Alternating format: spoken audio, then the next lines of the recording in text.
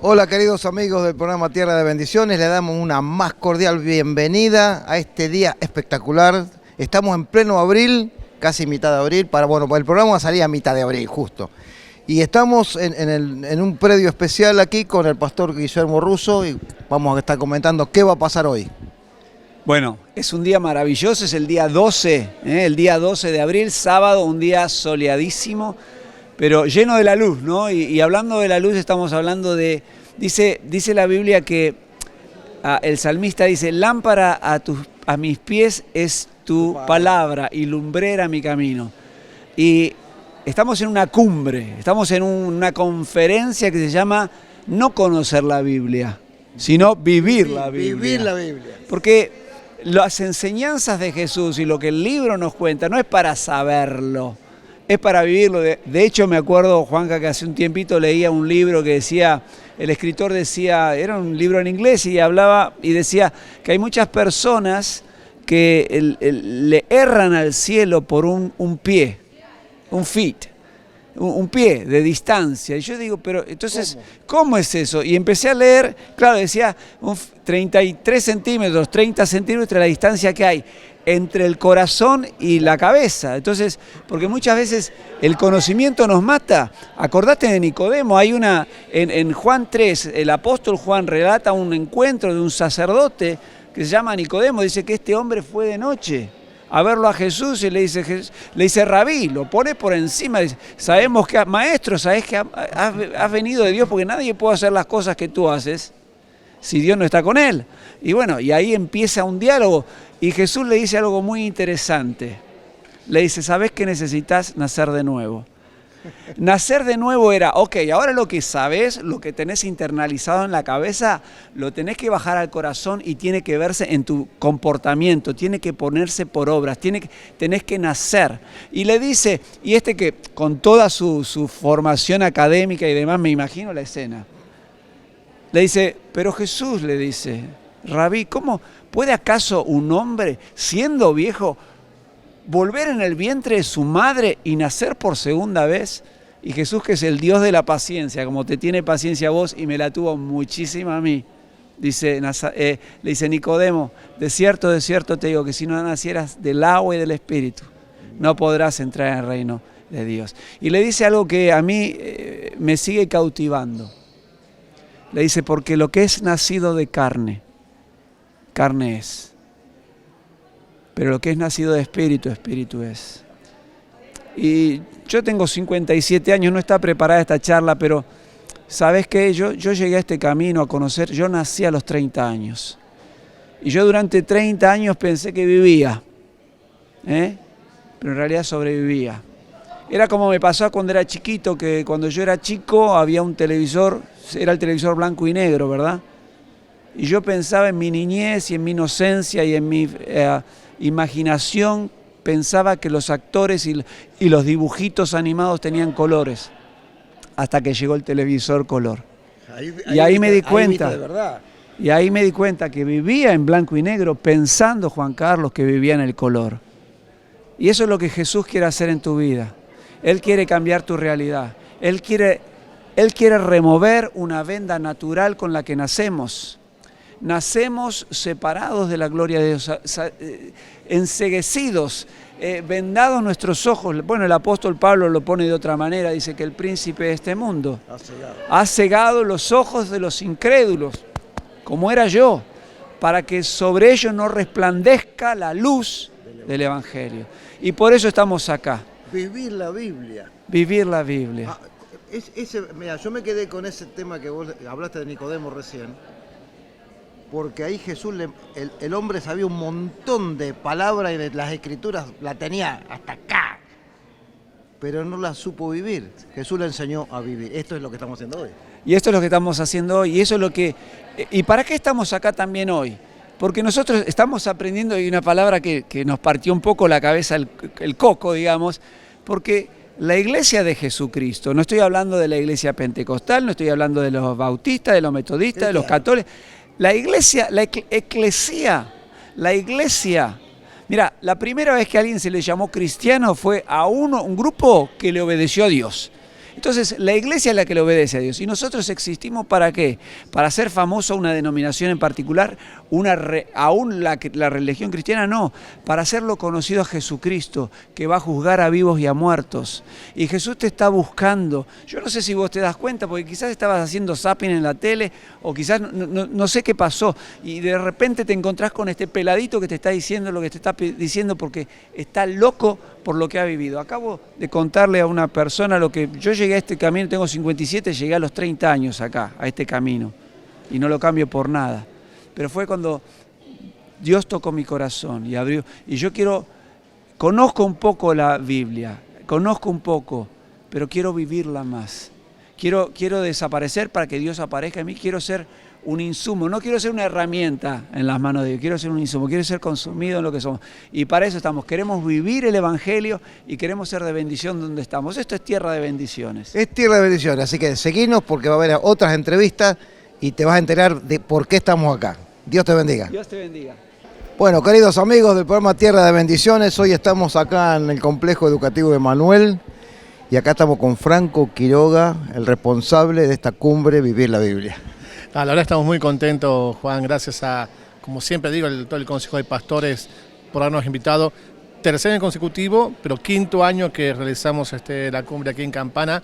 Estamos muy contentos, una cantidad de personas, pastores, líderes, hay más de 160 personas hoy aquí.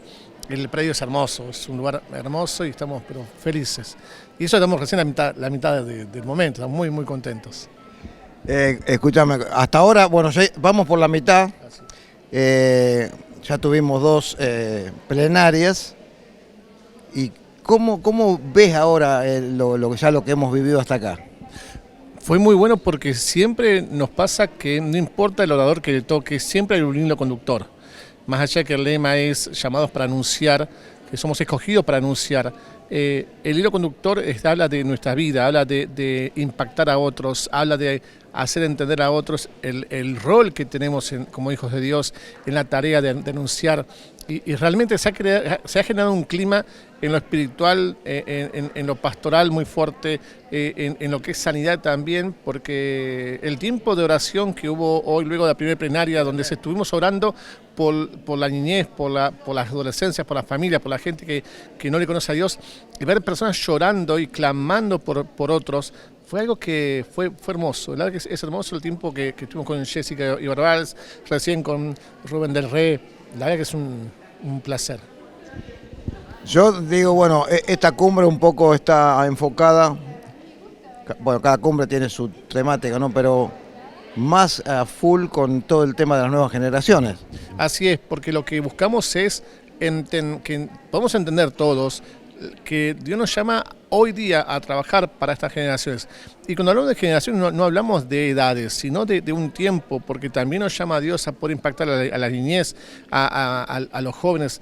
Mucha gente aún adulta que necesita ser ministrada por Dios, ser alcanzada por Dios. Creo que este periodo generacional, este tiempo que estamos viviendo, es un tiempo que Dios nos está llamando, nos está alertando, y como decía Rubén, que todo lo que hagamos sea para su gloria y su honra, e incluso justamente de hablar con alguien, de compartir con alguien, de estar con alguien, que lo que hagamos siempre sea para la gloria de Dios, y nos despertemos a entender que es nuestro rol hoy día.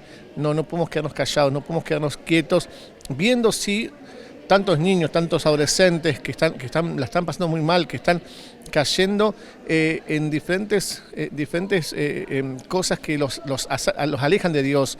Vemos las noticias, la cantidad de información que hay en los colegios, estas ideas de armar atentados, y habla de un corazón que está alejado de Dios, pero también habla de nuestra prontitud a ir hacia ellos. Bueno, aquí estamos, capacitándonos para poder impactar un poquito a esta nueva generación que se está armando. Totalmente capacitando, que la idea es que todos nos capacitamos. Acá hay muchos pastores, estoy muy contento siempre cada vez ver pastores con deseos de capacitarse, con deseos de aprender, con deseos de crecer, y estamos para eso, estamos para como editorial, Publicaciones Alianza, y lo que es la Cumbre Vivir la Biblia, estamos aquí para bendecirles, para darles herramientas, pero para desafiarlos a lo que ellos tienen por delante. Bueno, gracias Franco, vamos a seguir entrevistando a algunos más. Adelante, muchas gracias a ustedes. sino prosperidad en todo, prosperidad en el estudio, prosperidad en el trabajo, prosperidad en el ministerio, prosperidad en la familia, tener autoridad sobre los espíritus inmundos que pueden entrar a mi casa. Eso es tener prosperidad en el mundo espiritual. Y Moisés la tenía re clara, clarísima. Le dice al pueblo lo siguiente, en Deuteronomio 6, del 1 al 9, le dice: estos son los mandamientos. Si querés buscarlo en tu Biblia, te doy un tiempo.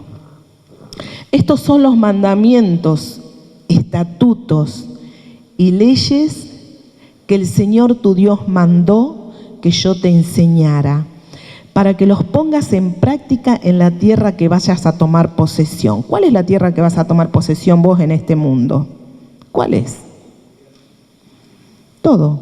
Tu trabajo, tu casa, tu familia, tus ideales, tus sueños, hasta tus vacaciones.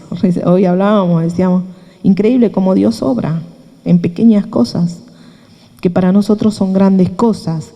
Dice, para tomar posesión de esta tierra, de esta manera durante toda tu vida, tú, tus hijos y tus nietos temerán al Señor tu Dios cumpliendo todos los estatutos y mandamientos que te doy. O sea, esto es una bendición no solamente para vos, sino para tus generaciones. Mira cuántas generaciones. Tú, tus hijos, tus nietos, tus bisnietos y todo. Porque una vez que uno larga la palabra toma autoridad en el mundo espiritual. Algunas veces no estudiamos la Biblia, entonces no podemos largar nada. Porque tenemos pereza, porque estamos cansados, porque tenemos mucho para trabajar, porque la situación de este mundo nos está... Déjelo, no importa, después lo levantará. Entonces, ¿qué pasa? Nos distraemos y no nos concentramos en el poderío que se te dio como hijo de Cristo. Sin embargo, Moisés le sigue diciendo, esto, si vos le enseñás todos los mandamientos, las leyes, los estatutos que el Señor me dio, que Dios me dio, entonces de esta manera vas a poder llegar a la tierra prometida, dice, y dejar como herencia a todos, a tus hijos, a los hijos de tus hijos, a tus nietos, porque ellos van a temer a Dios y cumplirán también los estatutos y mandamientos.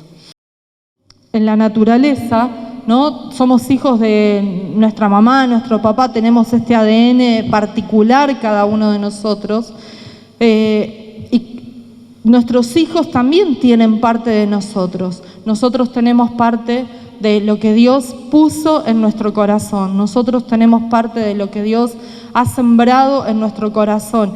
Y para poder conocerlo necesitamos leer la palabra de Dios. Para poder conocer lo que Dios ha implantado en nosotros, ese ADN de Dios, para poder conocer a Dios como papá, necesitamos que nosotros podamos conocer lo que Dios dice. También se habló mucho, conocer y saber la palabra de Dios. No solo conocerla para repetirlo como un loro, sino conocerla porque la palabra de Dios fue internalizada en nuestro corazón, porque la palabra de Dios nos ha afectado. ¿Cómo podemos hablar a veces de Dios? No, que Dios es, decimos, Dios es todopoderoso, Dios es maravilloso, Dios es soberano, Dios es único, pero cuando llegamos a la parte de decir, capaz que con eso no tenemos problema, pero cuando llegamos a la parte de decir, Dios es mi papá, ahí se genera un conflicto. ¿Por qué? Porque tenemos la imagen del papá o la mamá que tuvimos en lo natural. Y si esa imagen de mamá y papá está cortada, está truncada, está complicada en nuestro interior, la imagen que nosotros vamos a tener de Dios y la idea que nosotros nos vamos a hacer de Dios también va a estar defectuosa, va a estar complicada en nuestras emociones, en nuestros pensamientos. Por eso necesitamos sanar. Necesitamos sanar la identidad que nosotros tenemos como hijos. Necesitamos sanar lo que nosotros pensamos de Dios. Dios puso sobre nosotros un ADN, una huella de hijos únicos. Y necesitamos sanar la manera en que nosotros vemos a papá. Quizás yo te decía, Dios creador, qué maravilloso es todo lo que nosotros podemos ver saliendo ahí afuera, los árboles, el pasto, los bichitos que hay, ¿no? Y no tenemos conflicto con eso. Pero quizás tengamos conflicto con esto de que Dios es mi papá. Hay unos dibujitos que a mí me gusta, no puedo cantar porque sería un problema de que me echarían del lugar. Entonces mi forma de adorar a Dios es a través de algunos dibujitos y eso es lo que va a estar representado en algunas de las plaquitas. Vamos a ir a la plaquita 4.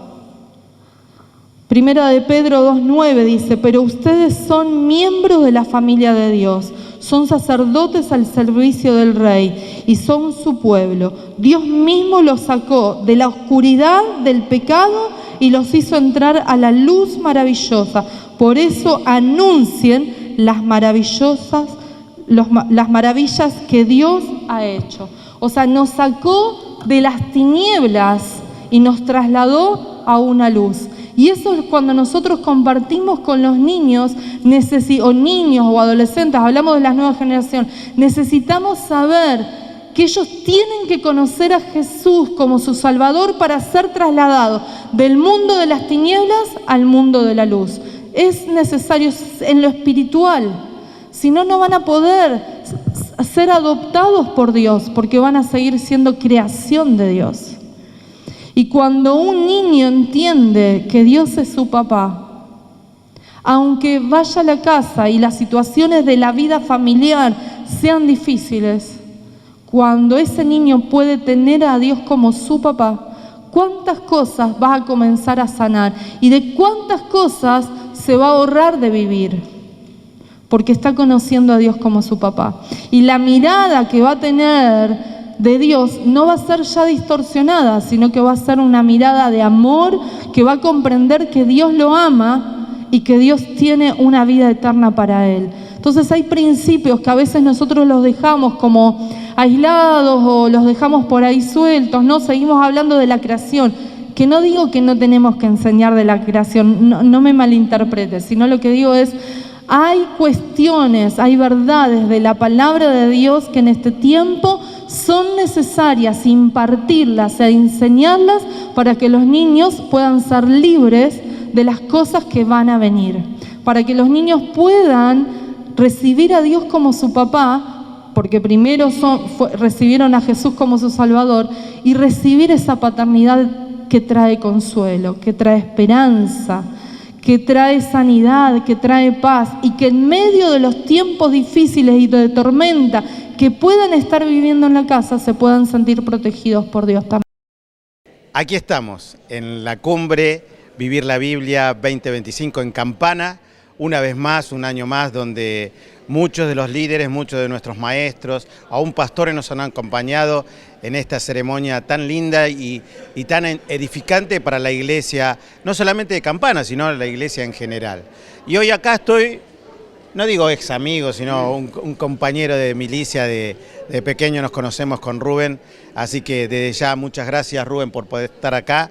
Y me gustaría preguntarte la sensación tuya, vos sos de Campana hoy como compartía, ya hace 30 años que estás ya emprendiendo ya con tu familia, en otro lugar, con tus hijos, pero ¿qué sensación tuviste, tenés, qué apreciación querés darnos a nosotros aquí de Campana? Bueno, la verdad que es un encuentro muy precioso Vivir la Biblia. Yo comenzaba hoy la charla que tuve diciendo que para mí era una enorme emoción porque esta es mi ciudad, pero una enorme emoción primero por ver la cantidad de gente grande y representativa de distintas iglesias, ver cómo la iglesia del Señor ha crecido en la ciudad. Hay tantas iglesias y que se están desarrollando, pero que no solo creció, sino que ahora se están multiplicando, porque este es como un semillero, ¿no? Acá son casi todos maestros que están justamente viniendo a buscar recursos, inspiración, materiales, capacitación para poder seguir enseñando a la próxima generación las verdades centrales de la Biblia, el Evangelio, el mensaje de salvación en Cristo, cómo vivir una vida que agrada a Dios. Así que realmente es un encuentro muy especial.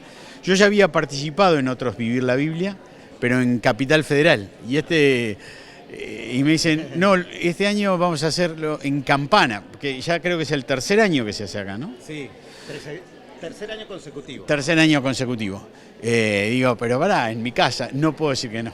Así que la verdad que es muy lindo, muy contento. Bueno, para nosotros es más de tercer año, si no me equivoco, porque en la pandemia también tuvimos en forma virtual, pero Rubén, es como vos decís, ¿no? Yo creo que cuando uno vuelve a su tierra y ve que la iglesia va creciendo, creo que te palpita el corazón, ¿no? Es algo hermoso poder presenciar esto. A mí me pasa muchas veces cuando tengo que ir a un lugar y como docente veo alumnos que lo he tenido cuando era chiquito y hoy ya son docentes o están en otra actividad, pero están siguiendo en el camino del Señor, me llena el alma y el corazón. Así que, Rubén, desde ya muchísimas gracias. Sé que tenés que viajar, ir también a cumplir tu obligación de esposo, de familiar, así que desde ya muchísimas gracias y bueno, más allá de, para mí es una emoción y un privilegio poder estar con vos. Y con todo y tantas historias. Yo siempre cuando veo a alguien que yo conozco cuando era chico, se me cruzan los padres de él, se me cruzan mis padres, tantas historias tan lindas y una infancia tan linda que hemos tenido y gracias a Dios que seguimos por el mismo camino. Sí, mirá, y aprovecho, te saco medio segundo, pero nuestra relación ya viene desde nuestros padres. Y yo cada vez que lo veo a Mario, le digo del recuerdo que yo tengo, bueno, de toda la familia, pero muy particularmente de su padre. Un marino retirado, con toda la disciplina, pero que amaba al Señor con todo su corazón, que amaba a los niños. Yo recuerdo en las reuniones de oración, todos los niños orábamos con él. Él nos hacía orar, es un tiempo muy especial. El otro día me tocó a mí hacerlo con los chicos de mi iglesia, no me salía tan bien como él, pero lo que significó la mirada, la confianza, la fe en el poder de la palabra de Dios para obrar en los niños y también en los padres, y después en todo un barrio. Yo recuerdo cuando ustedes comenzaron, eras muy chiquito, porque sos un poquito más chico que yo, con la hora feliz en el barrio de La Josefa. Yo lo vi, era niño también, debajo de un árbol. Y a predicar el evangelio a los niños. Algo sencillo, debajo de un árbol. Las lecciones de la Biblia, la predicación del evangelio. Y esos niños comenzaron a conocer al Señor, pero después las madres comienzan a interesarse. Bueno, hoy es una obra próspera y que no para de crecer, y el Señor les ha dado un ministerio tan amplio que aún puede bendecir a otras iglesias. Así que, pero es la semilla de la palabra de Dios. La semilla sigue siendo la misma. Y así que la obra de tu papá y de tu mamá, un testimonio para mi vida, pero quiero que sea un testimonio para todos los que están del otro lado de la cámara. Bueno, muchas gracias, Rubén. Y es lindo recordar esos tiempos y seguimos adelante. Y seguramente en el programa vamos a tener un montón de imágenes más y un montón durante un tiempo porque queremos bendecir a la tierra al cual Dios nos trajo. Dios les bendiga. Sigan, Bueno, yo soy el que vengo acá a traer discusión, ¿no? Cuando uno habla de lo que es el ministerio apostólico, ¿no? Depende de la extracción de iglesia que vengamos, va a ser aceptado o va a sacar hemorragias internas muy fuertes. Pero es poder entender que la palabra de Dios nos habla de este ministerio, hay bastante referencia, y seguramente con los otros ministerios ninguno tiene conflicto, ¿no? Y tal vez por el mal uso de lo que es la dinámica apostólica genera, ¿no? Un rechazo, tal vez lo profético también, ¿no? Por el mal uso, pero ninguno de nosotros puede negar que, por un lado, Jesús era pastor, ¿estamos de acuerdo? Discipulaba, era un pastorazo. Ninguno va a discutir que Jesús era un gran maestro. ¿Estamos de acuerdo con eso? Jesús era un evangelista, daba a conocer al Padre. Jesús era un profeta también, ¿o no? Y Jesús también era un apóstol porque fue enviado por el Padre aquí a la tierra. Entonces vemos que estas dinámicas ministeriales tienen que ver con la persona de Jesús. Y si algo de esto falta, algo de Jesús está ausente dentro de nuestras iglesias. Ahora bien, ¿cómo ayudar o cómo trabajar apostólicamente con los chicos, con las nuevas generaciones? Y Hernán hablaba, ¿no? Ahí en 1 Corintios 3:10, vos encontrás a Pablo. En 1 Corintios 3 y 4, Pablo da 3 características de lo que es el ministerio apostólico. Él habla de un perito arquitecto, habla de ser administradores de los misterios de Dios y habla de ser padres espirituales. Pero yo me quiero enfocar en esta imagen del perito arquitecto, ¿no? Esta imagen creo que es clave para nosotros entender. Un arquitecto no es un albañil, ¿estamos de acuerdo? Aunque el albañil puede saber mucho de arquitectura por su experiencia. Ahora, el arquitecto es aquel que recibe de parte del dueño de la propiedad o del terreno donde se va a construir el deseo del corazón del dueño. Entonces, si vos vas a construir y contratás a un arquitecto, le vas a decir, mira, yo quiero una casa que tenga 5 dormitorios, 3 dormitorios con baño en suite, pileta. ¿Cuántos dicen amén? ¿No? Un gran comedor, un quincho con parrilla de 2 metros por lo menos, ¿no? Holocaustos hay que tener. Y el arquitecto lo que va a hacer es interpretar lo que el dueño quiere y va a armar el diseño, va a plasmar en un diseño lo que está en el corazón de quien lo contrató, ¿no? Entonces se lo va a presentar al dueño y va a decir, genial, está buenísimo, o le va a decir, mira, esto poneme acá, acá, acá, me gusta más así, está, listo. Y el arquitecto es el encargado de dirigir la obra para que cuando la casa esté terminada, el dueño esté contento con eso. ¿Qué quiero decir con esto? Dios ha expresado lo que está en su corazón de lo que Él quiere de su casa. Tenemos toda una Biblia entera que expresa lo que está en el corazón de Dios. Y la tarea apostólica o la dinámica apostólica es justamente llevar a cabo ese diseño de Dios en la vida de las personas. Por eso se necesitan aquellos que discipulan, aquellos que enseñan, aquellos que bajan la palabra de Dios para ser entregada, aquellos que llevan la palabra de Dios para que conozcan, pero también necesitamos aquellos que están implantando ese diseño de Dios en la vida de las personas. Y es fundamental para nosotros poder entender que hoy lo que va a hacer el mundo es traer confusión a la vida de los más chicos.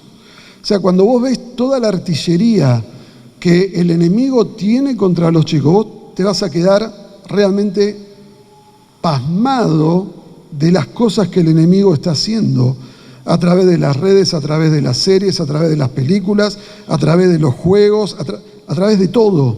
Entonces, todos tenemos 7 días en la semana. ¿Estamos de acuerdo con eso? ¿Sí? Y 24 horas al día. Ninguno tiene más ni menos. Ahora, de todas esas horas de la semana, ¿cuánto tiempo la iglesia invierte en los más pequeños? ¿Cuánto tiempo de esas horas el enemigo invierte en los más pequeños? Y vos te vas a dar cuenta que hay un desbalance tremendo, tremendo en eso. Y nos vamos a quedar cortos siempre. Hay que meter a los chicos dentro del plan de Dios, que es mucho más grande y superador y trasciende aún sus propias vidas. Es empezar a plantearles que empiecen a discernir el mundo que están viviendo, y los chicos pueden hacerlo, y explicarles, mira, lo que está pasando en el mundo, las crisis económicas, las guerras, la pandemia, las enfermedades, tiene que ver porque Cristo está regresando, y ese es el plan de Dios, pero que no termina con el regreso de Cristo, sino con el Padre descendiendo para habitar en medio nuestro. Entonces nosotros tenemos que entender que ese es el diseño de Dios, que se lo encargó a arquitectos que lo lleven a cabo.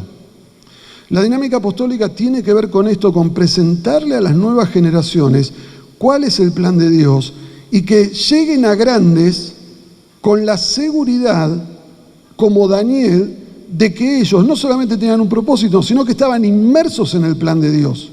Y yo creo que eso fue la clave por el cual Daniel dijo: yo no me voy a contaminar con Babilonia, porque yo sé que un día vamos a volver a Israel. Van a pasar 70 años. Y la realidad es, no tenemos testimonio bíblico de que Daniel haya vuelto a Israel. Pero él oró por el regreso porque conocía la palabra profética. Y esta es la clave que nosotros tenemos que tener para las nuevas generaciones. Es darle a conocer a los chicos que entiendan el tiempo que están viviendo, que lo disciernan a la luz de la palabra. Y el modelo apostólico, la dinámica apostólica tiene que ver con esto. Es decirle: chicos, hay un diseño de Dios, hay un plan de Dios que trasciende las generaciones, que empezó en Génesis con Adán y Eva, pero termina con nosotros como iglesia, habitando con el Padre aquí en la tierra, y vos sos parte de ese plan. Y vos te tenés que encontrar en este tiempo de la historia que Dios está haciendo. Entonces ahí vamos a encontrar que los chicos van a entrar a entender que hay un sentido a todo lo que está pasando a su alrededor.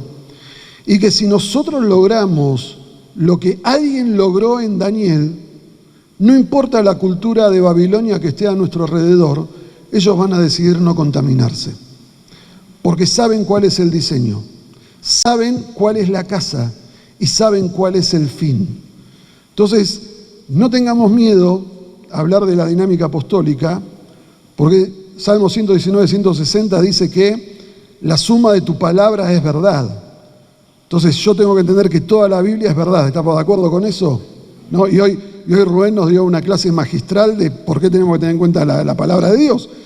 Si yo empiezo a sacar cosas porque no las entiendo, porque les tengo miedo, empiezo a alterar la verdad completa de Dios. La Biblia está para descubrirse y no para esconderse.